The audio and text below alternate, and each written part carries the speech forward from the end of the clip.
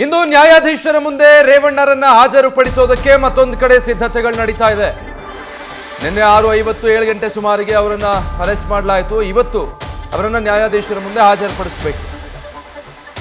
ಮಧ್ಯಾಹ್ನ 2 ಗಂಟೆ ನಂತರ ಹಾಜರುಪಡಿಸೋದಕ್ಕೆ ಈಗ ಎಸ್ಐಟಿ ಸಿದ್ಧತೆ ನಡೆಸಿಕೊಳ್ತಾ ಇದೆ. ಬೆಂಗಳೂರಿನ ಕೋರಮಂಗಲದಲ್ಲಿರುವಂತಹ NGVನಲ್ಲಿರುವ ನ್ಯಾಯಾಧೀಶರ ಮನೆಯಲ್ಲಿ ಅವರನ್ನ ನ್ಯಾಯಾಧೀಶರ ಮುಂದೆ ಹಾಜರುಪಡಿಸೋದಕ್ಕೆ ಸಿದ್ಧತೆ ಮಾಡಿಕೊಳ್ತಾ ಇರೋದು. ನಿನ್ನೆ ತಡರಾತ್ರಿವರೆಗೂ ಕೂಡ ರೇವಣ್ಣರ ವಿಚಾರಣೆ ನಡೆಸಿದೆ ಎಸ್ಐಟಿ ಟೀಮ್.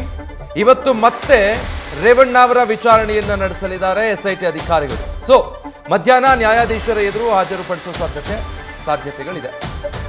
ಚಂದ್ರು ಈಗಾಗಲೇ ನೆನೆ ಅರೆಸ್ಟ್ ಮಾಡಿ ವಿಚಾರಣೆ ನಡೆಸಿದ್ದಾರೆ. ಈಗ ಬೆಳಗಿನ ನಂತರದಲ್ಲೂ ಕೂಡ ವಿಚಾರಣೆ ಮುಂದುವರೆದಿರಬಹುದು.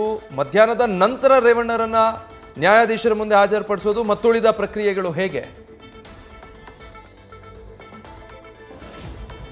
ವಿಜಯ್, ಏನು ಈಗಾಗಲೇ ರೇವಣ್ಣ ಅವ್ರನ್ನ ನಿನ್ನೆ ರಾತ್ರಿ ಬಂಧನ ಮಾಡಿದ್ದೇವೆ ಅಂತ ಹೇಳಿ ಅಧಿಕೃತವಾಗಿ SIT ಅಧಿಕಾರಿಗಳು ತಿಳಿಸಿದ್ದಾರೆ. ಈ ಹಿನ್ನೆಲೆಯಲ್ಲಿ ಎಲ್ಲೋ ಒಂದು ಕಡೆ ಇಂದು ಬೆಳಗ್ಗೆ 10 ಗಂಟೆಗೆ ಮತ್ತಷ್ಟು ವಿಚಾರಣೆಯನ್ನು ನಡೆಸಿರುವಂತಹ SIT ಅಧಿಕಾರಿಗಳು ಈಗ ಮತ್ತೆ ವಿಚಾರಣೆಯನ್ನು ಶುರು ಮಾಡಿರುವಂತಹದ್ದು.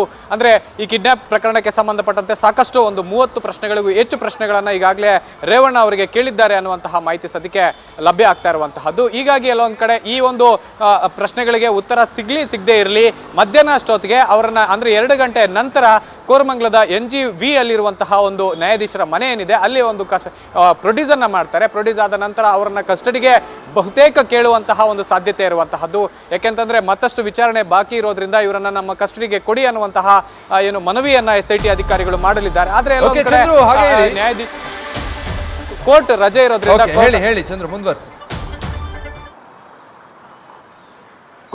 ಕೋರ್ಟ್ ರಜೆ ಇರೋದ್ರಿಂದ ಕೋರ್ಟ್ ಅಲ್ಲಿ ಮಾತ್ರ PC ಕಸ್ಟಡಿಗೆ ಕೊಡಲಾಗುತ್ತೆ. ಆದರೆ ಈಗ ಸದ್ಯಕ್ಕೆ ಕೊಡ್ಲಿಕ್ಕೆ ಬರೋದಿಲ್ಲ ಅನ್ನುವಂತಹ ಮಾಹಿತಿಯನ್ನ ಹೇಳಿ ಈಗ ಅವರನ್ನ ಬಹುತೇಕ ಜೇಸಿಗೆ ಕೊಡುವಂತಹ ಅಂದ್ರೆ ನ್ಯಾಯಾಂಗ ಬಂಧನಕ್ಕೆ ನೀಡುವಂತಹ ಸಾಧ್ಯತೆ ಇದೆ. ನ್ಯಾಯಾಂಗ ಬಂಧನಕ್ಕೆ ಏನಾದರೂ ಕೊಟ್ರೆ ಅವರನ್ನ ನಾಳೆ ಬಾಡಿ ವಾರೆಂಟ್ ಮೇಲೆ ನಾಳೆ ಮತ್ತೆ ಕಸ್ಟಡಿಗೆ ತೆಗೆದುಕೊಂಡು ತೀವ್ರ ವಿಚಾರಣೆಯನ್ನ ಮಾಡುವಂತಹ ಎಲ್ಲ ಸಾಧ್ಯತೆ ಇರುವಂತಹದ್ದು. ವಿಜಯ್, ಚಂದ್ರು ಸಂಪರ್ಕದಲ್ಲಿರಿ, ಮತ್ತೆ ಮಾತಾಡಿಸ್ತೇನೆ. ನ್ಯೂಸ್ ಫಸ್ಟ್ ನಿರ್ಭೀತಿಯಿಂದ ನಿಮ್ಮ ಪರವಾಗಿ.